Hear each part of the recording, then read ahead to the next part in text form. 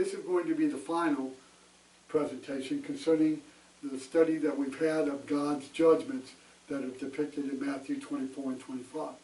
We've discussed earlier the judgment upon Jerusalem that came in AD 70 when Jerusalem was destroyed and the genealogy records were destroyed, and Judaism, for all practical purposes, was destroyed because of their apostasy and their disobedience to God. And then beginning in chapter 24, in verse 36, there's a transition made to another judgment. A judgment that is also going to be made by Jesus. And this is going to be a judgment not just localized in Jerusalem, not just localized to the Jews, but this is going to be upon all the world. And it's going to come not in that generation, but at an unexpected time. And we began to discuss that last week, and we ended by looking at the unfaithful servant who's going to be punished. And so this is a judgment that's going to be unexpected, that no one knows, and there's not going to be any signs, and there's not be any time to run, because there's not going to be anywhere to run to. How does God's Son reinforce this judgment? Well, he does it in chapter 25, and he does it by two distinct parables. Always be ready for the final judgment. That is the key to the teaching of Matthew 24:42 all the way to the end of verse 46. In chapter 25, the first 13 verses, you have the parable of the wise and foolish virgin. And what is the message? Watch, prepare, and ask for a delayed bridegroom. Now what he does here is he's going to use two parables to reinforce the unexpectedness and the suddenness and the unaware of the time of the coming of the Lord. In the parable of 10 virgins, there were 5 wise and there were 5 foolish. And they both took oil for their lamps. But the foolish ones only took enough oil, what was in their lamps. But the wise ones took a little more oil. And so while they were waiting for the bridegroom tarried and delayed. And then it says in verse 6, and at midnight the cry was heard, behold, the bridegroom is coming, go out to meet him. But all those virgins arose and trimmed their lamps. But the foolish said to the wise, give us some of your oil, for our lamps are going out. But the wise answered, saying, no, lest we should not be enough for us or you. Rather go buy those who sell and buy for yourselves. And while they went to buy, the bridegroom came, and those who were ready went in with him to the wedding, and the door was shut. Afterwards the other virgins came and said, Lord, Lord, open to us. But he answered and said, assuredly I say to you, I do not know you. Watch therefore, for you do not know the day nor the hour which the Son of Man is coming. Again, notice the unexpectedness. You see, while they were tarrying to go get more oil, instead of being prepared, instead of making proper preparations to always be ready for whenever he comes, they were unprepared. And so then they want to get prepared after he comes, but then it will be too late. And so what we see here, we see the reward of the faithful servant. They go into the wedding. They go into the wedding with the bridegroom. But the others, the door is shut and they can't get in. Why? Because they were not ready. They were not ready. And the Bible says, I do not know you. Why? Because they were unfaithful. They were unprepared. And so what's the key? Here is the message. Watch therefore, for you know neither the day nor the hour in which the Son of Man is coming. Again, he's talking about a specific time period. And that time period, no one knows. Now, there are many religious people today that tell us they're going to be, that we're living in the last times, and we are. But they say that every time there's a major upheaval, every time there's a major war, this is a sign that the end is near. No, it's not. Because there are no signs that the end is near. The Lord is going to come again when life is going on as it does every other day. It's going to be unexpected. There's not going to be any fanfare. There's not going to be any worldwide famine. There's not going to be a great war between China and the U.S. and there's not going to be a war against Israel and the world. No such things are going to occur. Those are in the figments of man's imagination. The coming of the Lord in final judgment is going to be unexpected. And so what we need to do is we need to make ready. We need to be prepared, for it does not matter when it is, as long as we are ready. That is the message of the 10 parable of the wise and foolish virgin, the 10 virgins. The message is to watch and be ready. That's the message that he gives us. And then in chapters 25 through 30, the parable of the talents. We need to watch, prepare, and to account for our stewardship. Now, in this parable that begins in verse number 14, that goes through verse 30, this has to do with the parable of the talents. He's going to reward the faithful servant, and he's going to punish the evil servant. Now, how's he going to do that? How's he going to do that? Why is he going to do that? In this parable, beginning in verse 14, a master has 3 servants, and he gives talents to each of those. Talents in this context is money. And he gives one 5 talents, he gives another 2, and he gives another 1. And then the one that received 5 talents, he went out and made 5 other talents. Likewise, the one that had 2, he went out and he made 2 other talents. But the one that received 1, he dug it in the ground and hid his Lord's money. Now, after a period of time, the Lord came back to give an account and to settle the accounts with the 3 servants. Now, those that received 5, he says, Master, I've made 5 more. Verse 21 says, his Lord said, well done, good and faithful servant. You were faithful over a few things. I will make you ruler over many things. Enter into the joys of your Lord. And then the one that said 2, here, Master, is your 2, and I've made an additional 2. What did the Lord say to him? Verse 23. The Lord said to him, well done, good and faithful servant. You have been faithful over a few things. I will make you ruler over many things. Enter into the joys of your Lord. Then the 1 talent man came, and he told him that he knew he was a hard man, and he knew that he wanted an accounting, so he was afraid, and he went and hid his talent, and now he undug it, and he gave it to the master, and he gave it back to him. Now, what did the Lord answer him? Verse 26. And the Lord answered and said, you wicked and lazy servant, you knew I reap where I had not sown, and gathered where I had not scattered seed. So you ought to have deposited my money with the bankers, and at my coming I would have received back my own with interest. Therefore, take from him, and give it to him who has 10 talents. For everyone who has more will be given, and he will have an abundance. But from him who does not have, even what he has will be taken away from him. And cast the unprofitable servant into outer darkness, where there will be weeping and gnashing of teeth. Now, what is the message? The message was there were 3 people with talents. And in this context, the talents is an amount of money. And the one that had 5, he went and made 5 other talents. He doubled the investment. The one that had 2, he went and doubled his investment with 2 more. But the one that had 1, he just hid it and he did nothing. Now again, this is a parable. It's not talking about investing money and that the Lord's going to double your investment. That's a misunderstanding of the parable. The parable is that the other 2, the 5 talent and the 2 talent, they were faithful stewards. They did with the ability and opportunity they had, they did and worked with what God gave them. They had differing talents, but they each worked according to their talent. But the one that had 1 did nothing. He did nothing and just hid and did not make any attempt to improve his predicament. Now, it doesn't mean that a 1 talent man can't be accepted to God. It just means he's got to at least use the talent that he has. And he's called a wicked and unprofitable servant. Why? Because he did nothing. He is going to be punished because he's an evil servant. And the faithful are going to be rewarded. What's the message? The message is at the coming of the Lord, there's going to be faithful servant is going to be rewarded. The unfaithful steward is going to be punished. What's that mean?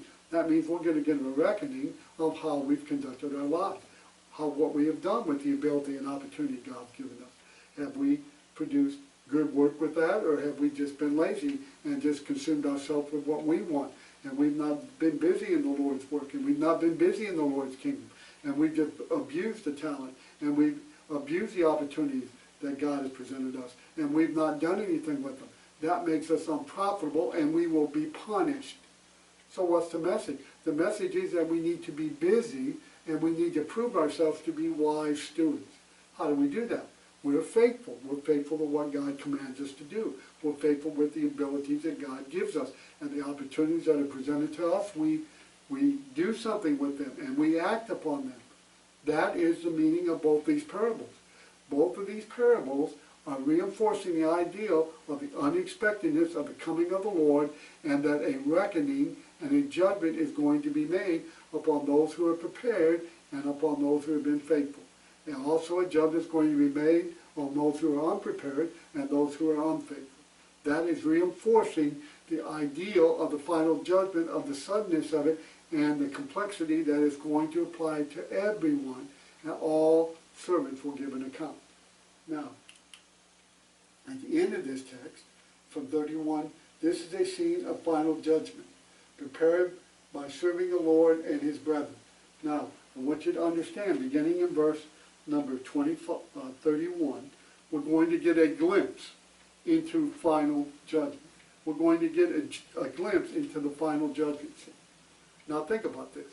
Think of all the things that Jesus could have used as an illustration of what man will be judged by. Whether he worshiped God on the first day of the week, whether he gave of his means as he should on the first day of the week, whether he remembered his death on the first day of the week, whether or not he was good morally, whether or not he used his opportunity and ability that God gave him.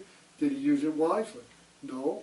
What does God use as an illustration of what's going to determine where we spend eternity? Service. Service to others. I want you to listen as we begin reading in verse 31. And the Son of Man comes in his glory, and all the holy angels with him. Then he will sit on the throne of his glory. And all nations will be gathered before him, and he will separate one from another as a sheep divides the sheep from the goats. So here we see there's going to be a separation. Everyone is going to be in front of the throne. This is depicting final judgment. And there's going to be a separation of the sheep from the goats. And he will set the sheep on his right hand and the goats on the left. And then the king will say to those on his right hand, Come, ye blessed of my Father, and inherit the kingdom prepared for you before the foundation of the world. For I was hungry, and you gave me food. I was thirsty, and you gave me drink. I was a stranger, and you took me in. I was naked, and you clothed me. I was sick, and you visited me. I was in prison, and you came to me. Then the righteous will answer him, saying, Lord, when did we see you hungry and feed you? When did we see you thirsty and give you a drink? Or when did we see you a stranger and take you in, or naked and clothe you? Or when did we see you sick or in prison and come to you? And the king will answer and said to him, Surely I say to you, insomuch as you did it to the least of these of my brethren, you did it to me. Now understand what he's saying. He's saying when we demonstrated service to others, when we demonstrated service to others, when we had opportunity and time, and we did good to others to serve them, the Lord says, that's just like you did it to me. And so he's rewarding the faithful servant. He's rewarding those who faithfully served others with the talent and ability and opportunities that God gave them. But what about those on the left? And then the king will answer those on the left and say, Depart from me, ye cursed, into everlasting fire, prepared for the devil and his angels. For I was hungry, and you gave me no food. I was thirsty, and you gave me no drink. I was a stranger, and you did not take me in. Naked, and you did not clothe me. Sick and in prison, and you did not visit me. Then they also will answer him and say, Lord, when did we see you hungry or thirsty or a stranger or naked or sick and in prison and did not minister to you? And then he will answer them in saying, Surely I say to you, insomuch as you did not do it to the one of the least of these, you did not do it unto me. You see, they had opportunity. They could have served their fellow man, but when they were presented opportunities, they refused to do it. They rejected it. They didn't help those who had need. They didn't help those who needed service. They weren't servants to others. They were servants to themselves. And God says that they were unprofitable. And the Bible says that you did not do it to them, then you would not do it to me. And then he said, go into everlasting punishment. Look at verse 46. And these will go into everlasting punishment, but the righteous into eternal life. This is a final judgment. Everlasting means forever. Those who were faithful, those who were faithful servants, those who served others are going to be rewarded with heaven. Those who were unfaithful and were evil servants and did not serve others, did not try to seek the betterment of their fellow man, they're going to be punished with everlasting fire in hell with the devil and his angels. This is a scene of final judgment upon those who have been unfaithful and unserving and not prepared to meet God. And so what important lessons do we learn? Christ as a judge, and he punishes the wicked. There is going to be a judgment, and we're going to be judged by our Lord, according to John 12:48. All judgment has been given into his hand. And in Matthew 23, he came in judgment to destroy stubborn Jerusalem in AD 70. He punished that nation. He was behind that judgment. Noah's generation was punished. Why? Because they were unfaithful. Their heart was evil continually. And he illustrates the return of the Master in chapter 24, 45 through 51. And they were not ready when the Master came home, and so they were punished. And then the parable of the wise and foolish virgins, and the parable of the talents. We see again, you have to be ready. You have to use the ability that God gave you. You need to be prepared in Matthew 25:13 and Matthew 24:14 through 30. You need to be profitable stewards. You need to be busy in doing the Lord's work. And the scene of final judgment. We have a depiction of final judgment. We also have a scene of this in Revelation chapter 20, verse 11 through 15. You can look at that as a parallel account. Those are two glimpses into final judgment. And the lessons we learn that God's Son is going to be our judge. But we're going to be judged on what we did. What we did with our opportunity, what we did with our ability, what we did with our talent. What we did in service to the Lord, and we're going to give an accounting of that. That's the judgment that's being depicted in chapter number 25. Christ as judge rewards his people. His elect knew the signs of Jerusalem's fall, and they escaped. They got out. They saw the sign. They saw the abomination of desolation. And they took the sign. They took the heeding, and they got out. In verse 45 through 51, it illustrates the return of the Master. They were waiting. They were prepared. They were working. They were busy. The parable of the wise and foolish virgins, the ones that were wise, they prepared. They made ready. They sure they didn't run out of oil. And the parable of the talents, the ones that were busy and made other talents, used their opportunity, used their ability to do more for the service of the Lord, they were rewarded. And the scene of the final judgment, those who were prepared and those who were service to others were going to be rewarded. Those who were rejected their service to their fellow man and their opportunity to do so were going to be punished with everlasting destruction. We must be ready for his coming at all times. Matthew 24, Jesus gave no sign to that day. He gave no sign to the final coming. It's going to be unexpected when we don't expect it. And we need to always be ready for the final day of judgment because it's coming. We're going to be judged. One day the Lord's going to come. He's not coming to establish his kingdom. He's not coming to sit upon the throne in Jerusalem, on a physical throne, the throne of David in the city of Jerusalem. He's not coming to that. He's not going to resurrect Judaism. He's not going to rebuild the temple. He's not coming for any of that. He's coming to redeem his own, to judge the world, to reward the faithful, and to condemn the unrighteous. And we need to be ready. That's the message. We need to be ready. We need to know that this is as sure as the judgment upon Jerusalem. Did it happen? Yes. Was Jerusalem destroyed? Yes. Did millions lose their lives? Yes. Did it happen? Yes. And it happened in that generation. And this judgment is going to happen just as well as that one did. And the Lord is going to be behind both of them. And so we need to be ready for when that time comes. Noah was ready. Noah made preparation. He went in the ark. He and his family were saved. The Master returned unexpectedly. But yet those who were busy were rewarded. And the bridegroom returned unexpectedly. But those who were wise, they were ready. They took extra oil. And the Master returned unexpectedly, but those who made use of their talent, their ability, and opportunity, they were ready. They were prepared.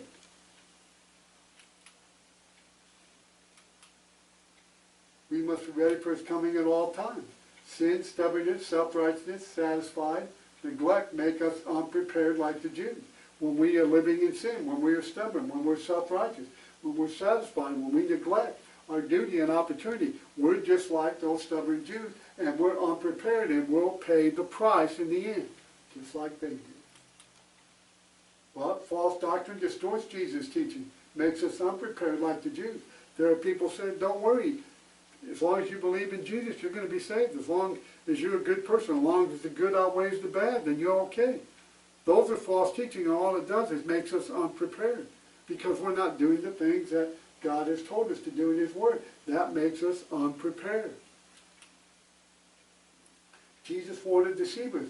Most had a carnal focus and did not heed.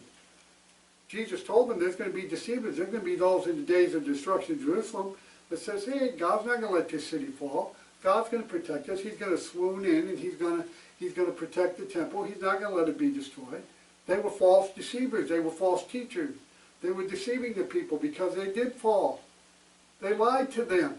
And there are false deceivers today that's doing the same thing, trying to deceive us, to be unprepared and not be ready, to be an unfaithful servant in order that we might be lost.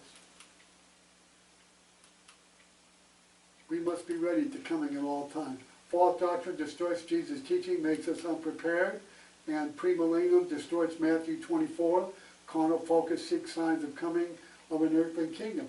No such signs are given or forthcoming. The premillennial theory that bases Matthew 24 and the second coming of Christ is a lie. Plain and simple. Not even under consideration. In Matthew 24 is dealing in the first 35 verses excuse me, of the destruction of Jerusalem. Has nothing to do with final judgment. Final judgment is depicted in verse 36 to the end of chapter 46 and verse 20, chapter 25. There are two judgments in this context. One is a judgment against Judaism and the Jews for their apostasy, their idolatry, and their rejecting God and forsaking His covenant. And that destruction happened in 70 AD. The second judgment is final judgment. Not the coming to set up a kingdom, not the coming to reign on the earth for 1,000 years, but a judgment that's going to be rendered against all men. And the message is over and over and over.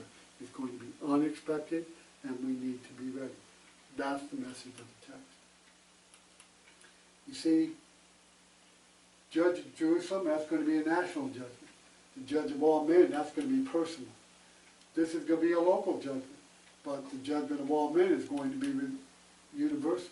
There's going to be distinct signs that follow the destruction of Jerusalem, and when they see it, then they get out. But there will be no signs given of this coming of final judgment, and that's what the depiction in the parables are. Abnormal times. There's going to be abnormal times in the judgment for Jerusalem. There's going to be a lot of things happening, but in the times of final judgment, things are going to be going on as normal. Giving in marriage, eating and drinking. Life's going to go on. Seem to be at ease. Seem to be everything is fine. Those days, talking about a time period. This says day and hour. There's a distinct difference in the judgment. This is in a period of time where there will be signs, and it's local, and it's national. But this is going to be in a day and hour that no one knows. This generation, these things are going to happen in a specific time to a specific generation. But this is all men of all time. This is going to happen universally. The righteous will flee. In this judgment of all men, it's going to be instant, and there's going to be a separation made. Remember, one is grinding, one will be left, one's in the field, one will be left, one will be taken. Again, there's going to be an instant separation made. And then you're going to have those, He's going to judge the earth. He's going to judge those who have been unfaithful. This is a judgment on earth against Jerusalem and the city of Jerusalem and the Jews. This is a judgment that's going to be in heaven, when we're going to stand before the throne of God, and we're going to give an eternal judgment of all men. You see, there are two distinct judgments. They're both done by Christ, but they are distinct. One is the judgment of Jerusalem, the other is the judgment of all men. All you have to do is read the text, follow the context, and it becomes very, very apparent. No earthly kingdom. That's false teaching. That's false doctrine. We must be ready at all times. Realized Christology, AD 70, its final end, distorts Matthew 24 and 25. Carnal focus claims all is fulfilled. We are in the final heavenly state. Now on earth, Christ is not coming, and we will not be raised and not go to heaven. This confuses the temporal and the eternal thing. This is called AD 70, and it's very prevalent in some religious circles today. And again, it's a distortion, it's theology, it's human religion, it's false teaching. It distorts the temporal and the eternal things. We need to focus on what the text says. Christ will come again. We will be raised, and we will be judged, and we will go to heaven, or we will be sent to hell. All of that is determined on what I do while I'm here on this earth. Ladies and gentlemen, as we bring this lesson to a close, I want you to really, really ask yourself to look at the text. I'm asking you to go back and study Matthew 24 and 25 together. Look at the questions asked in the beginning of 24. Look at the prelude in chapter 23, verse 30, 36 and 37, talking about their city is left to them desolate. It's talking about Jerusalem. And in those first few verses of chapter 24, the first 35 verses, is talking about the destruction of Jerusalem and the signs of this impending judgment, the certainty of that judgment, and it's going to happen to this generation. But the judgment that you and I need to be concerned about is that final judgment, the unexpectedness. We don't know the day nor the hour, and it's going to happen to all men. And we won't be able to run. There won't be any sign. We won't have anywhere to flee, because at that time, time will end as we know it. And everything will come to an end. And all men are going to be raised. And then those who are alive are going to be changed. And then we're going to stand before the judgment throne. We're going to stand before Christ, and we're going to give an account of what we've done, 2 Corinthians 5, verse 10. And we're going to be judged by our life here on earth. Whether we were faithful, whether we were prepared, whether we were unprepared and unfaithful. One is going into everlasting life on the right, and those on the left are going into everlasting punishment. If that day would come today, where would you be? With the sheep or with the goats? Would you be on the left or would you be on the right? Would you be prepared or unprepared? Are you faithful or unfaithful? That's the meaning of the text. Read the text.